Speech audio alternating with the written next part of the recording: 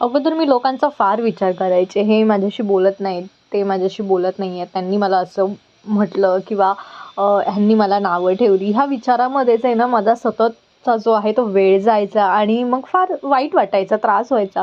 पण नंतर विचार केला की 4 दिवस कुठेतरी लांब जाऊन बघा, लोकं तुम्हाला विसरून जातील. आयुष्यभर माणूस एका गोष्टीच्या गैरसमजामध्ये असतो, की आपण लोकांमध्ये खूप खास आहोत, पण प्रत्यक्षात मात्र लोकांना तुम्ही असल्याचा किंवा नसल्याचा खरंच काहीच फरक पडत नाही.